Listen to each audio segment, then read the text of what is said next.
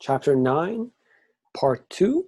So in part 1, we talked about in the last slide, we talked about the external force, and we said that this external force can cause the change of the momentum. Okay, so let's talk about the conservation of momentum. If there is no external force, as I said, the external force can cause the change of the momentum. If there is no external force on the object, the system is isolated. Okay, if the time rate of change of the total momentum of the system is 0, or if the vector sum of the external forces is 0. We have some external forces, but they'll add up to be 0 as total. If the vector sum of the external forces is 0, the total momentum of the system is conserved then. In other words, we wrote that F total, which is the external force here. Remember the F total that we set, we are considering the external forces. All the internal forces will cancel out always, as I said right here, just like this example of the boxes. Okay, so we have F equals ma, and we have this is being delta P over delta T. Okay, now I can write it as this, F external or F total or external times delta T equals delta P.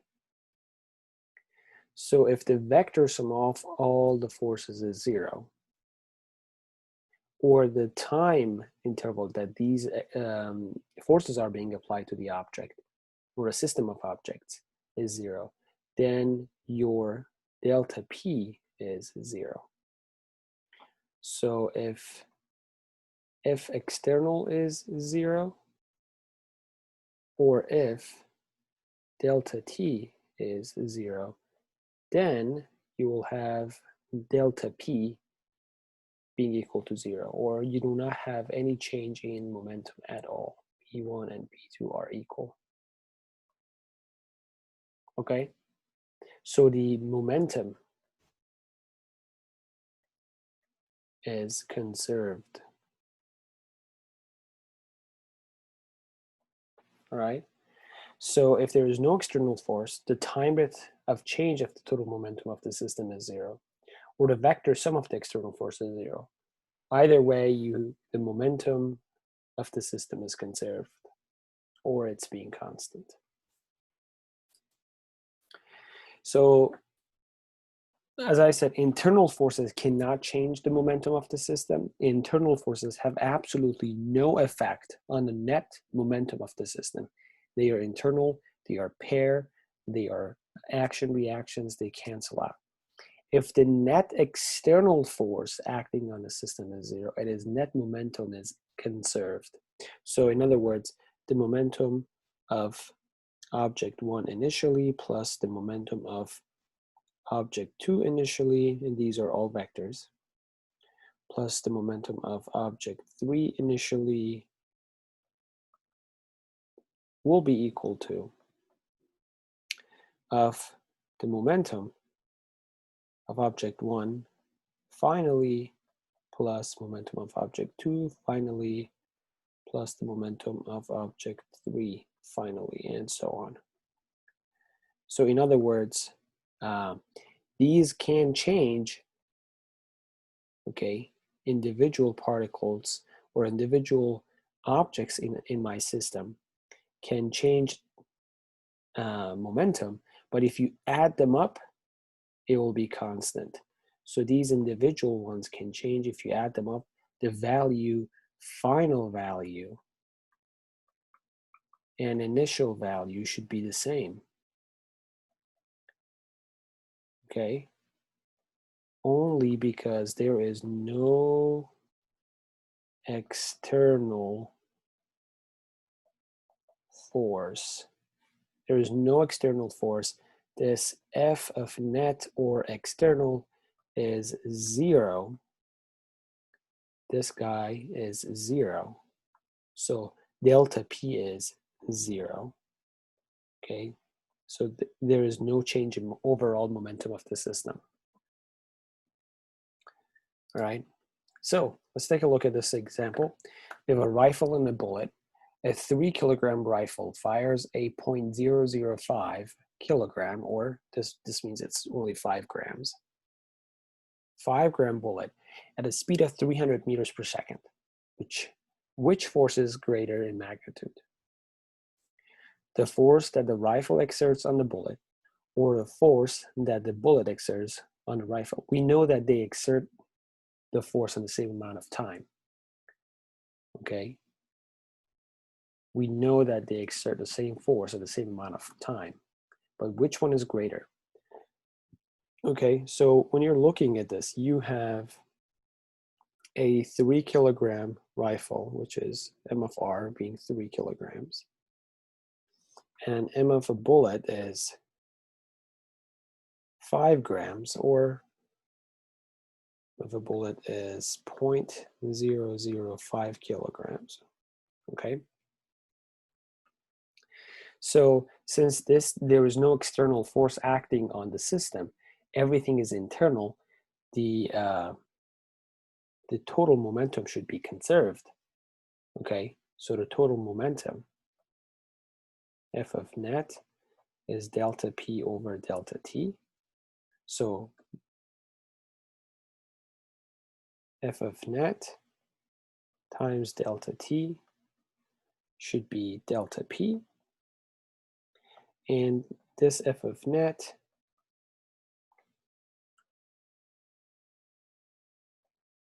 is, or times, T2 minus T1, or T final minus T initial. And T initial is 0, okay? T0 is 0, so I'm just going to use T here. Delta P is P2 minus P1, or P1 is 0. So I'm just going to use P here, okay?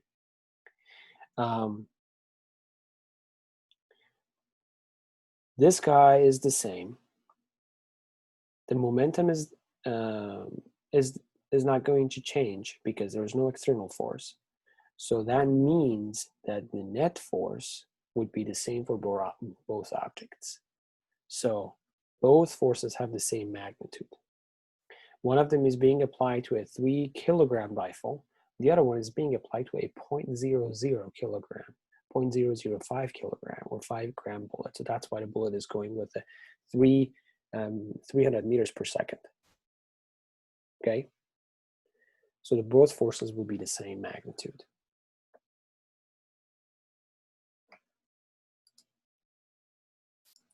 Now the question is, let's find the velocity of the rifle. Okay, so we know that the bullet is being, launched at 300 meters per second. So let's say that let's say that this is my bullet. Okay, with a 300 meters per second velocity, and the mass of the bullet is 0.0. Mass is 0.005. Is that correct? Yes, 5 kilograms, or only 5 grams.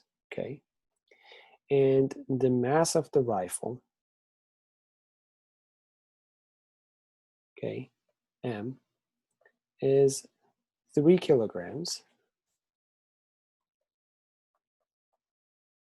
And we want to know the velocity of the finally for rifle. So since these are all internal forces, the momentum should be conserved.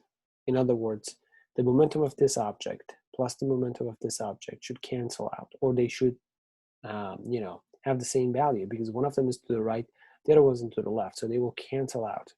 In other words, the delta P should be 0. So P of 2 should be equal to P of 1.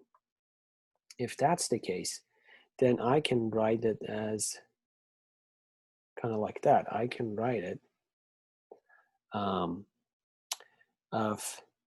3 kilogram, or M2 V2 being equal to M1 V1. So 3 kilograms times the velocity that we're looking for should be equal to m1, which is 5 over 1,000 times 300 meters per second. Now, this and this will cancel out those two, right? So I'll left with 3v2 being equal to, and I can also cancel out 3's from each side, by the way. So this 3 and this 3 will cancel out. So even much better, I have v2 isolated on the left, 5 over 10, okay, meters per second, or 0.5 meters per second to the opposite side. Okay, so that's the velocity of the rifle. In order to keep the momentum conserved, one is to the right, the other one is to the left. They have the same magnitude. They will cancel out because they are vectors. So we can find what the velocity of the rifle would be to the left. But remember, they exerted the same amount of force to one another, and the external force in our case is 0. So let's talk about a problem-solving strategy at this point. So treat each body as a particle, as I just did for this. So I wrote 2 particles. I showed and sketched 2 particles. Draw before and after sketches that includes the velocity vectors. Okay, so it's important. Assign symbols to each magnitude, angle, components. Use letters to label each particle and subscript 1, 2 for the before and after quantities. Define your coordinate system in the sketches. Indicate the positive direction for each axis. Identify the target variables, what you want to know or what you're looking for. Okay, for example, in our case, the previous problem, it was we ended up calculating the velocity of the rifle here. Okay, so identify what you want to find.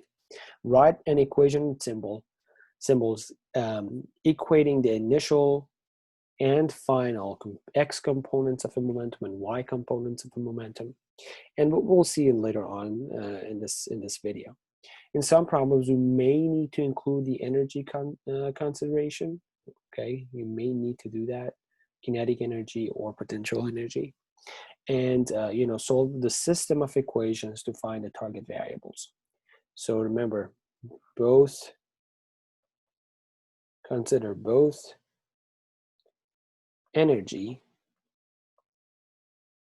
okay, either kinetic or potential,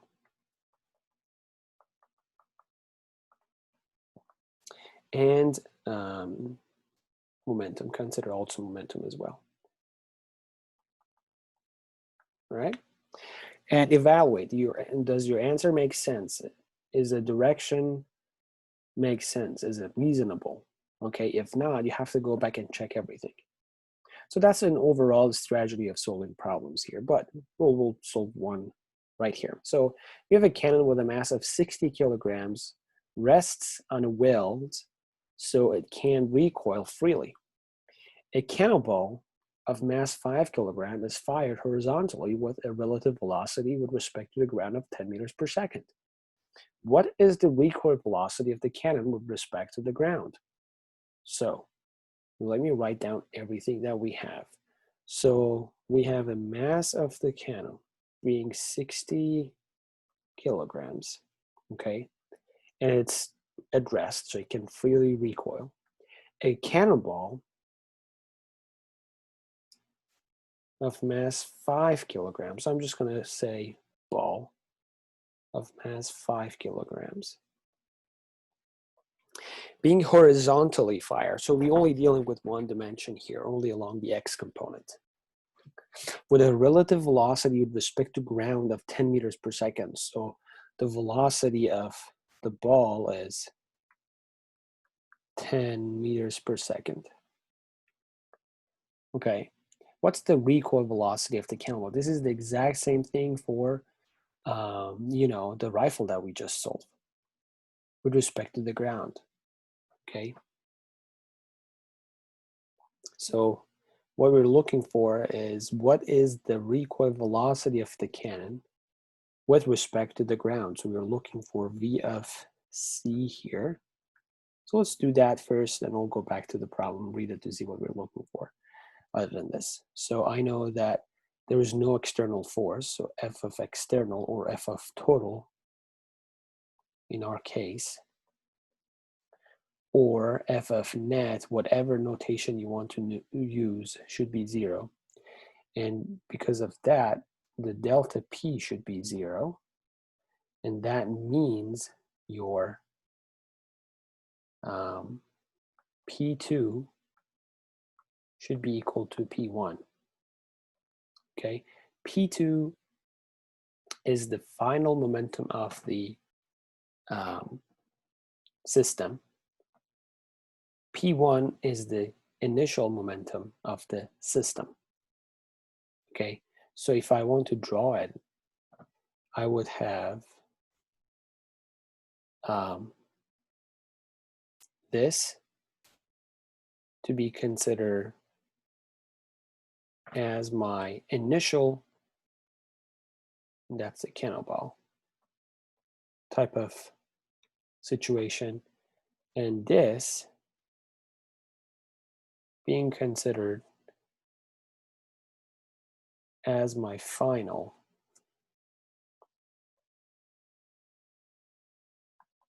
situation where this cannonball is being or going with a velocity of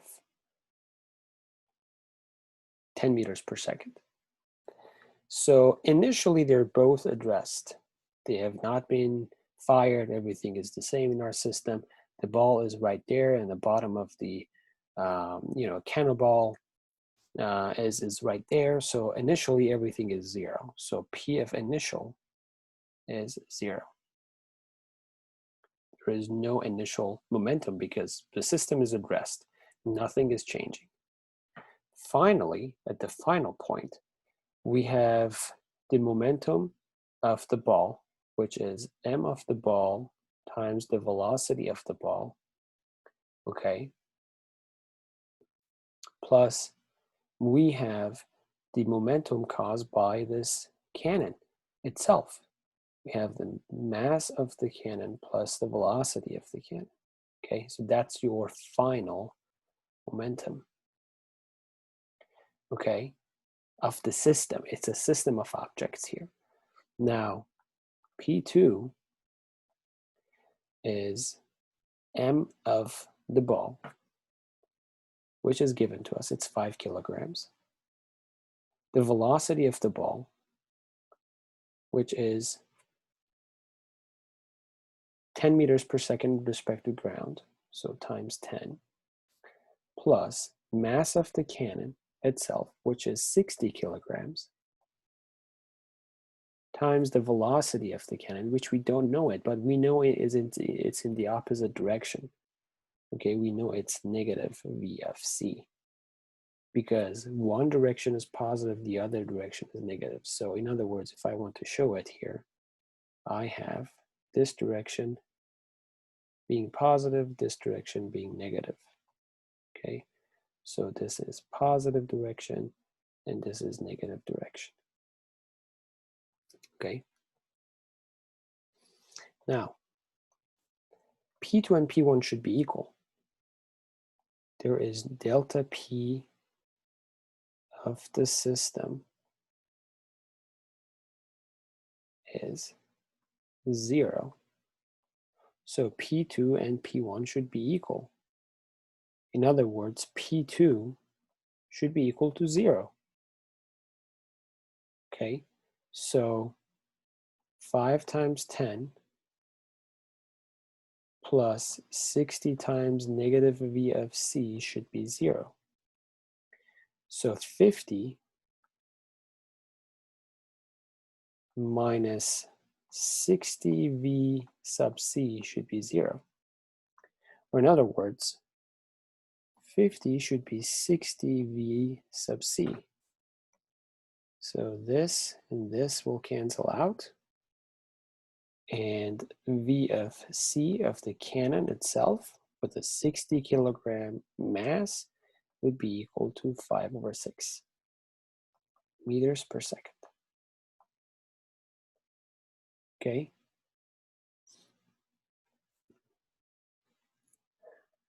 This is the same strategy that we took for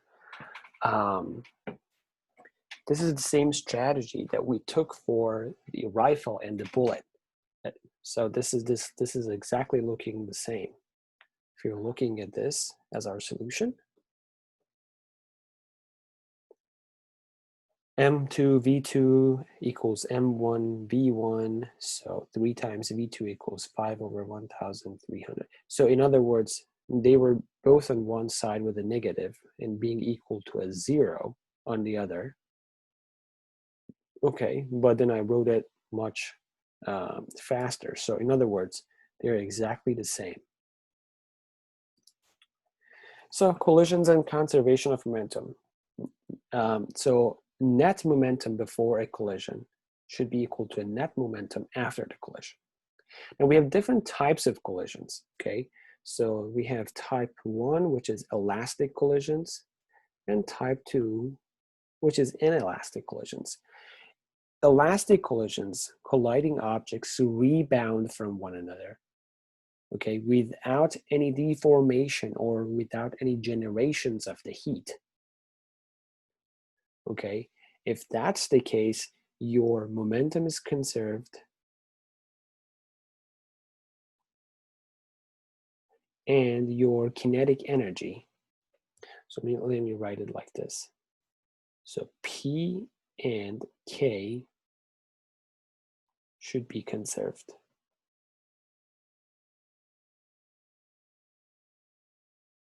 All right. For inelastic collisions, they are two bodies or two objects colliding they deformed or they generate heat as a result of the colliding collisions. Okay, they sometimes stick together, all right, so become one object. This is like a car accident. If that's the case, you have the conservation of momentum. P is conserved, but K, or kinetic energy, is not, because some of it has turned to heat. Okay, so different types of collisions, we're in that part. Total linear momentum is conserved when two objects collide, provided they constitute an isolated system. So an elastic collision, one in which the total kinetic energy of the system after the collision is equal to the total kinetic energy before the collision. So as I said, elastic collisions, both momentum and kinetic energy, they are both conserved. Okay, but for inelastic collisions, the one in which the total kinetic energy of the system after the collision is not, this is very important, equal to the total kinetic energy before the collision. If the objects stick together after colliding, the collision is said to be completely inelastic. Okay, in some other versions of the book, or some old books, or some other books, depending on who writes them, they call it perfectly inelastic or totally inelastic. Either way, they mean the same. There is no equality for the kinetic energy. The momentum would be the same. P is conserved, but K is not conserved. Okay, so let's take a look at this. Two objects with different masses collide and they stick to each other. So that means they are perfectly inelastic or completely inelastic collision. Compared to before the collision, the system of two objects after the collision has the same total momentum and the same total kinetic energy. So this is not the case because we know that the kinetic energy won't be conserved. the same total momentum but less kinetic energy? Looks like our answer. The answer is pretty obvious here because they will have the same momentum, but since they stick together, some of the energy is transformed to heat, so they will have less kinetic energy. Okay, less total momentum, that's not the case. Less total momentum, that's not the case. I'm not going to read it here. So the answer is B. Linear momentum problem solving technique. So this is also if you're dealing with a linear momentum. So decide which objects are included in the system. You have to have a system of objects. For example, cannon and cannonball, rifle and bullet, they are one system of objects. Okay. Verify that the system is isolated. There is no external force acting on the system. Everything is internal. If that's the case, then your total momentum is conserved. Set the final momentum of the system equal to the initial momentum of the system. Remember, that momentum is a vector, so it needs both magnitude and direction. Remember this negative that I used here. This negative. This is because of the vector quantity that we are dealing with. Okay, so it's set the final momentum of the system equal to its initial momentum, and remember the momentum is a vector. So this is the overall 1, 2, 3 is the overall strategy that you need to take in order to be able to solve the linear momentum problems. So as I said, remember the momentum is a vector. So when applying conservation of momentum, remember that momentum is a vector quantity. So it needs to be considered as a vector. When you're adding them up, when you're subtracting them, when you're dealing with them, you have to be careful because, they are not a scalar quantity. So use vector additions to add momenta, as shown in the figure. So if I have a ball A with a momentum of PA, the ball B with a momentum of PB. So they're both, we have their momentum, 18 kilograms times their mass, meters per, whatever the velocity is, this will be the momentum, 18 kilograms meters per second. And the momentum of the ball B towards the right or towards the x direction is 24 kilograms meters per second.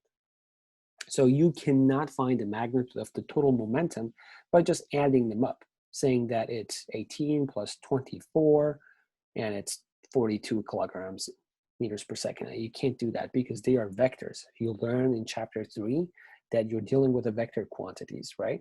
So P of A is up, P of B is to the right. So this will be the vector PA plus PB. If you don't remember, go over chapter 3 stuff. Go over the vector, analysis and stuff on chapter 3.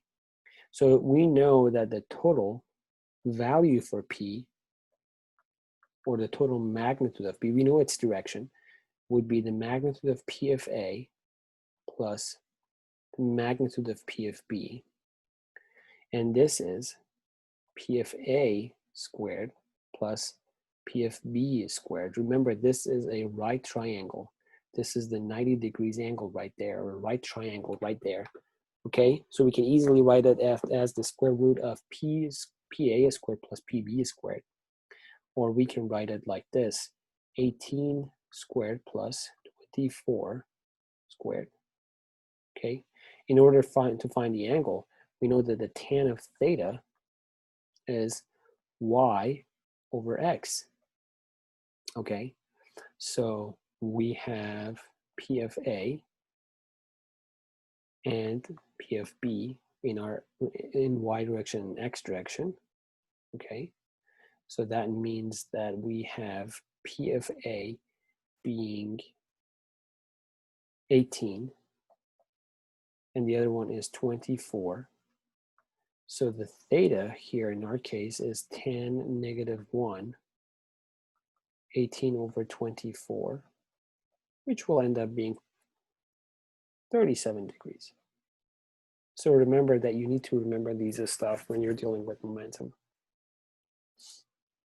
Elastic or inelastic. So suppose you are stopped at a stoplight. and your car has a mass of 2,000 kilograms. A second car of mass 2,500 kilograms traveling 15 kilometers per hour collide with you. A second car continues at 3 kilometers per hour, and your car begins moving as a result of the collision. How fast will you be moving after the collision? Is the collision elastic or inelastic? So, in reality, this is an inelastic collision. Some of the energy will transform, it will be changed to heat. Some of the energy will be transformed to sound. So we know in reality this is an inelastic collision. But this is exactly the same problem if we consider that we have two balls. Object 1 and object 2. This is the exact same strategy if we think like that. So initially, for object 1, we have velocity of 0. And initially, for object 2, we have the velocity of 15 kilometers per hour. Okay, so this guy is moving. And the mass of the each is different. So the mass of the object 1 is 2,000 kilograms. The mass of object 2 is 2,500 kilograms. Okay. Now, once they collide, it will be looking like this. Once they collide,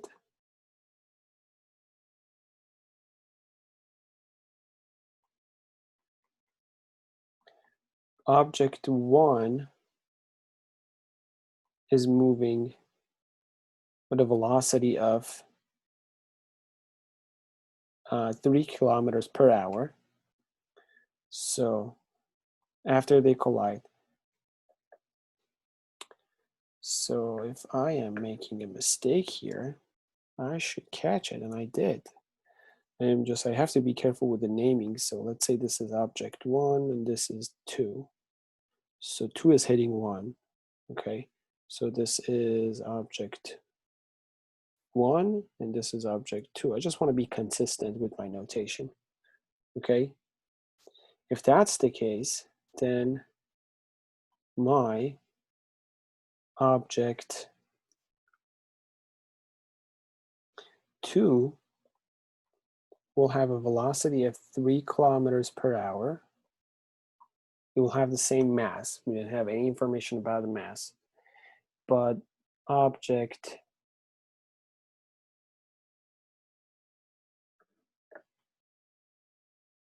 1 is also moving with some sort of velocity, which we don't know it. We're looking for it. So whatever it is, we know that there is no external force on the system.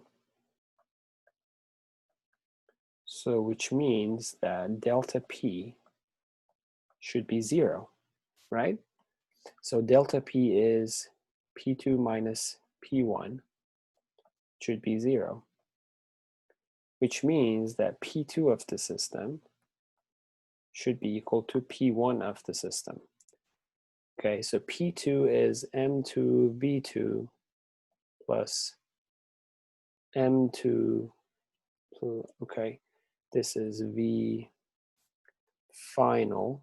I used to use 1 and 2, but I wanted to use final and initial here because that would give us a little bit of more flexibility. So final, initial, final, initial. Delta P is 0, so P final minus P initial is 0, or they are equal. So if that's the case, I have M2 times velocity of 2 final plus M1 velocity of 1 final being equal to M2 velocity of 2 initial plus M1 velocity of 1 initial. Okay?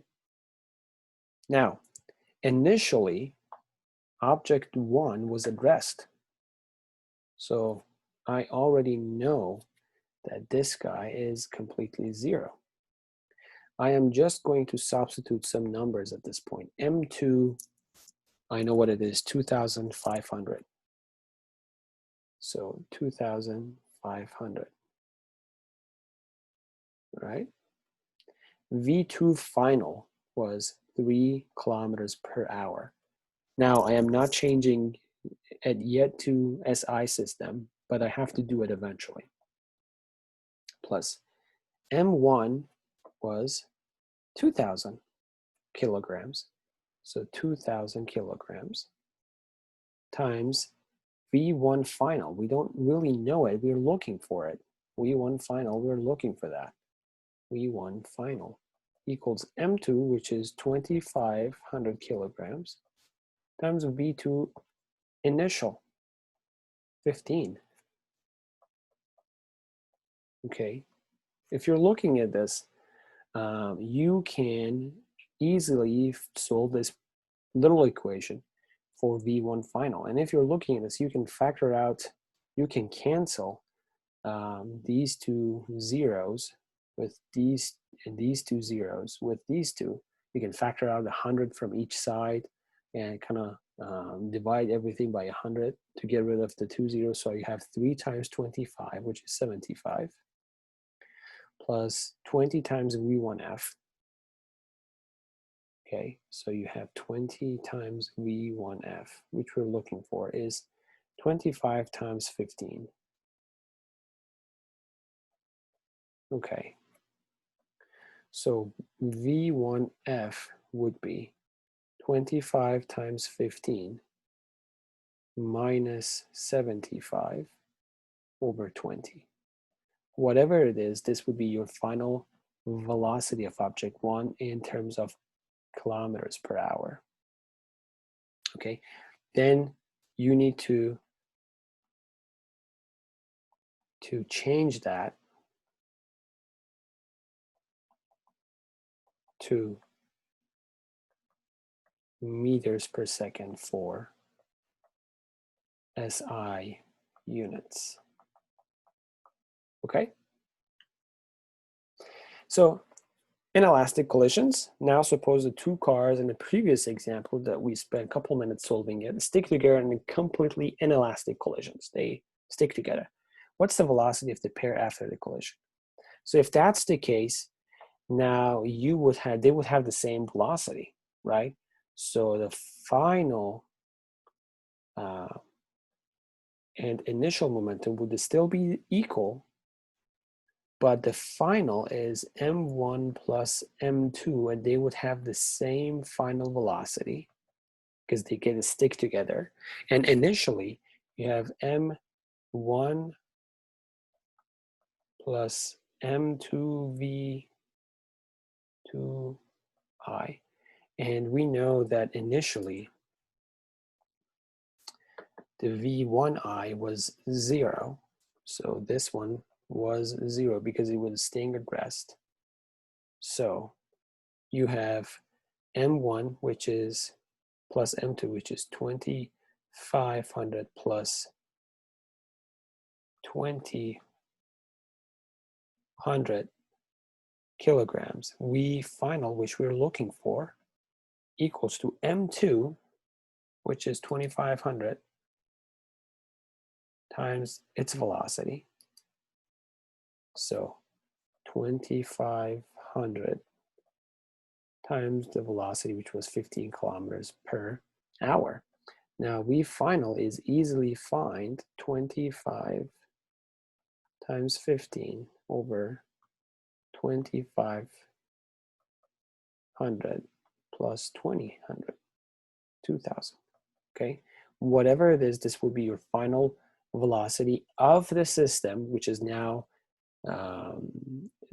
these two objects are stick together, so they are just one object, and it's in the terms of kilometers per hour, in which you need to change it to meters per second.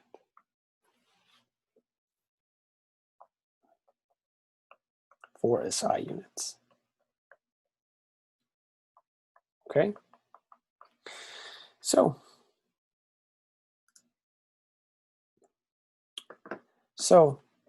let's take a look at this pendulum.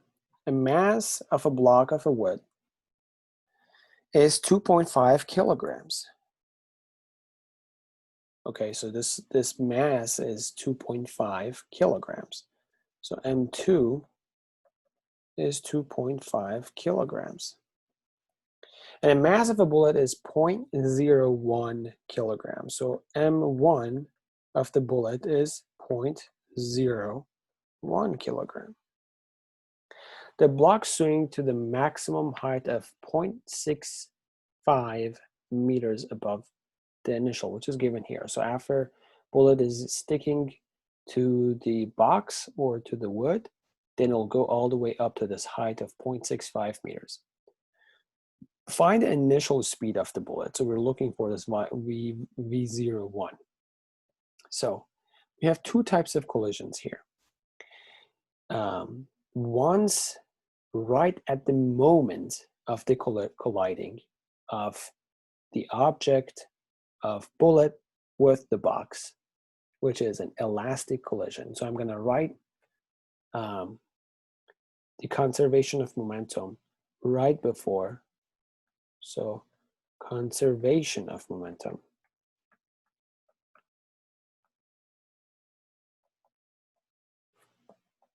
Right before the collision. In other words, P of final should be equal to P of initial. Okay? P of final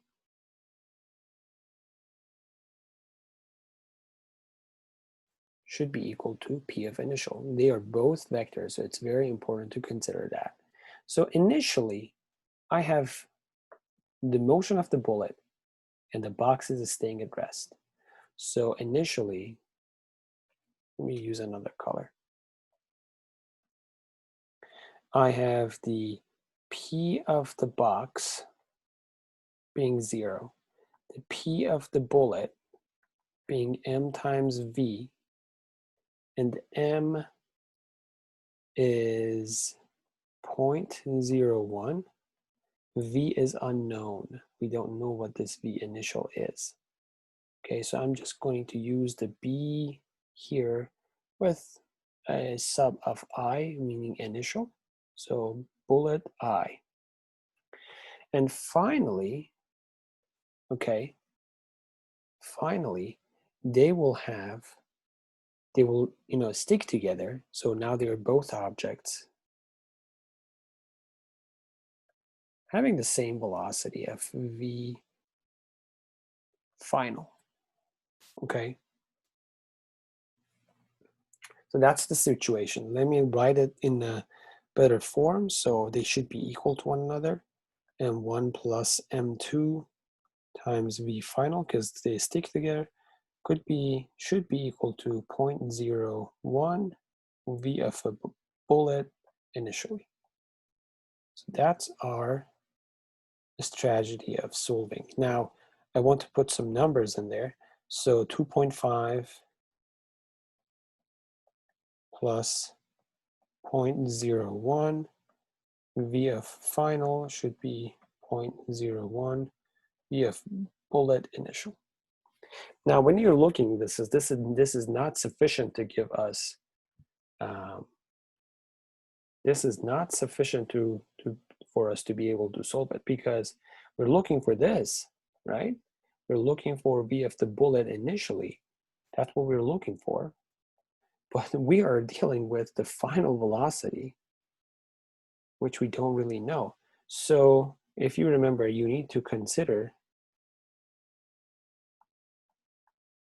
what you need to do. You need to consider the conservation of energy. So you have an object right there. okay, with a velocity of Vf, okay, the mass of m1 plus m2 going all the way up, and it's going to stop at this point, but it will go up to the height of how much? 0.65 meters above the ground. So this height is 0.65 meters above the ground. In other words, kinetic should be equal to potential. So E should be, or total mechanical energy should be conserved in this case, okay? So K plus U should be equal to K plus U, okay? At this point, at the beginning, there is no height, so this guy is 0. At the end, the velocity is 0, so this guy is 0. So you are left with kinetic, which is half mv final squared equals to mgh, okay? And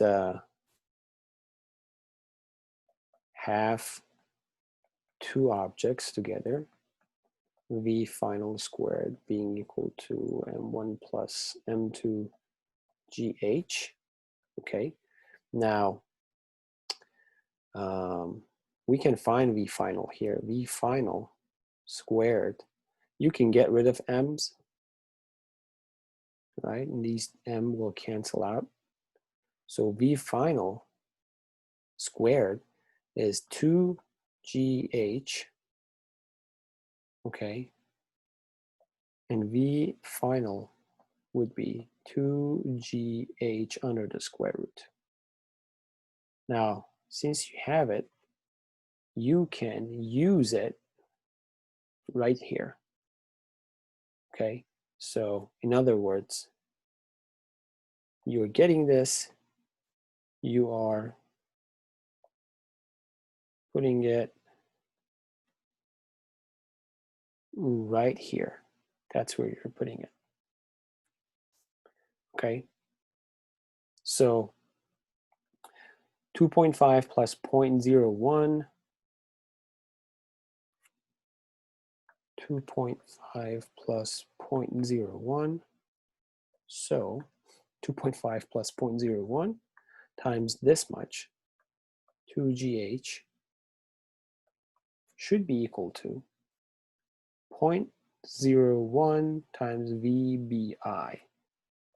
0.01 times VBI. V of the bullet initially. So let's put some numbers. So in other words, V bullet initially, which we're looking for, is 2.5 plus 0.01. Is that right?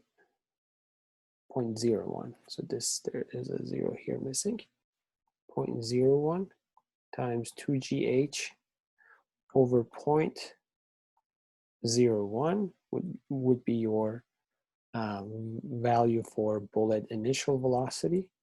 So in this case, this would be 2.5 plus 0.01 times 2 times 9.81 times the height, which was 0.65 meters above the ground, over this much. So whatever it is, this would be your bullet initial velocity. So when it comes to elastic collisions, the behavior of the colliding objects is greatly affected by the relative mass. For example, if the mass of A and B, if you're playing billiard, you know what I'm talking about. So if the mass of the ball A and B are equal, if ball A is hitting with ball B and there's no friction involved and there's nothing is changing the amount of energy, then ball A would stop and ball B would go with the same velocity. If the masses are different, if you have a ping pong ball striking a bowling ball, okay, it would bounce back with the same velocity, almost same velocity in the negative direction. If the bowling ball is striking a ping pong ball, then they would both go with the same velocity. Okay, the velocity of the bowling ball wouldn't even change. So these are different types. It greatly depends on their relative mass. All right. So we have another example here, and this is almost close to the end of part 2, but let's see what this example is all about. We have a blue puck with mass 0.04. So m of the blue is 0.04 kilograms, sliding with a velocity of magnitude 0.2 meters per second. So the velocity of the blue is 0.2 meters per second. At this point, I am not caring about the significant figures. Okay, so I'm just talking about the strategy, and you don't have to be worried about it as well. And in the horizontal air table, make perfectly elastic head-on collision with a red pong with mass m initially at rest. So the mass of the red is m, and initially at rest. Okay, so these are the things we know. And it has a perfectly elastic collision. So initially at rest. After the collision, the velocity of the blue puck is 0.05 meters in the same direction as the initial velocity. So this is initially, this was initial. So I am just going to use a I here, meaning that I know that they are initial values. And the mass would be the same. The mass wouldn't change, so I'm just using it for velocity, okay? Now, after the collision, the velocity of the blue, so the mass is the same, but v of the blue finally would be 0.05 meters per second, 0.05 meters per second, in the same direction as the initial velocity, in the same direction. So this is final, okay? Find A, the velocity, magnitude, and direction of the red. So we are looking for the velocity of the red, both magnitude and direction. That's what we're looking for. Okay. Of the red pong after the collision, and the mass m of the red object. So we're also looking for a mass of the red object. We don't know these, so we're looking for these two. Since it's a perfectly elastic collision, both the momentum of the system final should be equal to the momentum of the system initial, and the kinetic energy of the final of the system should be equal to the kinetic energy of the system initially. So if I want to consider these two, then I would write it like this. So P of the system initially is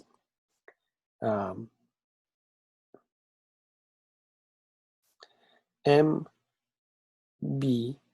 times VB initial plus MR times VR initial. This should be equal to MB V of B final plus MR V of R final. Now a couple of them are 0 already. VRI is 0. VRI here is 0. So we are left with M of B, which is 0.04 times V of B initially, which is 0.2, M of B over here, M of B, which is 0.04, times the velocity of that finally, 0.05, plus M of R, which is M, and its final velocity, which we don't know either. Okay? So what we have here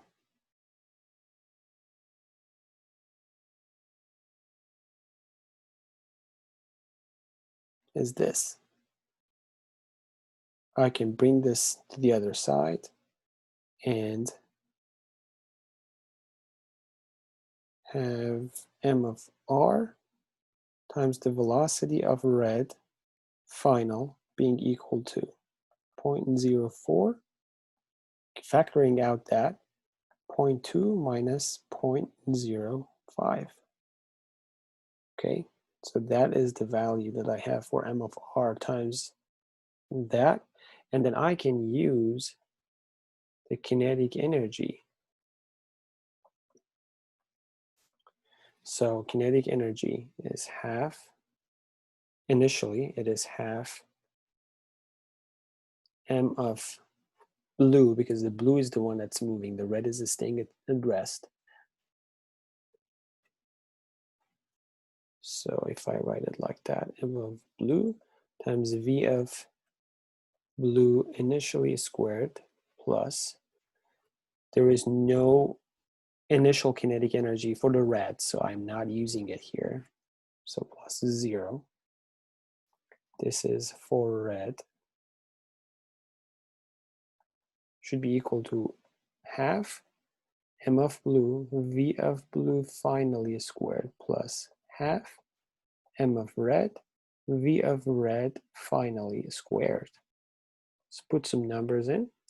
So half M of blue is right there, 0.04,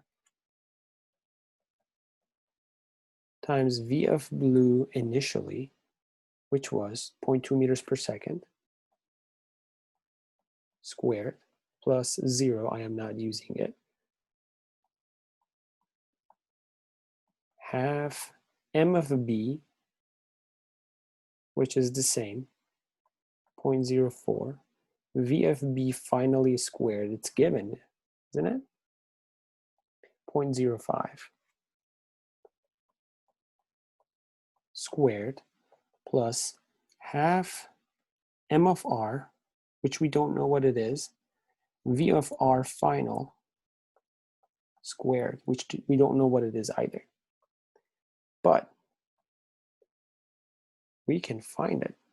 So if you're looking at this, I can cancel out halves from either side. This half, I can factor out half from here and cancel that with this one over there. Okay, so then I would be 0.04,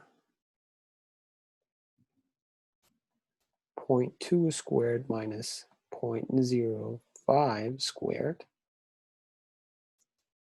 being equal to M of red, V of red final squared. Now, if you're looking at this and you're looking at that, you can find V of red final based on that. So you have two equations, two unknowns. You can write this as M of R, V of R final times V of R final. And you know what this guy is. You know it. This one, you have already know it. It is right here. There's a value for it. Okay, you know that. So you can substitute it here, all right, and find the unknowns.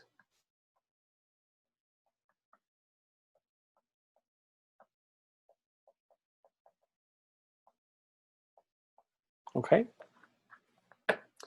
Now, these are the one-dimensional collisions. The collision can be two-dimensional. The particle or an object can move in y and x directions. It can move in both directions at the same time. Okay, so if you have a two-dimensional collision, you have to be careful. You have to consider the conservation of momentum for both x and y direction. You have to find the component of the momentum along the x direction for object 1, along the y direction for object 1. You have to consider the x component of momentum for object 2 and the y component of momentum for object 2. You have to break the problem in both directions, both along y and along x direction. And you have to treat them equally. You have to consider the conservation of momentum along x, conservation of momentum along along y, and you also have to consider the energy conservation if the problem is requiring it. So be careful with it. Okay. Now, this is the end of part 2 of chapter 9. We'll go to part 3 right after this, and we'll start with the center of mass.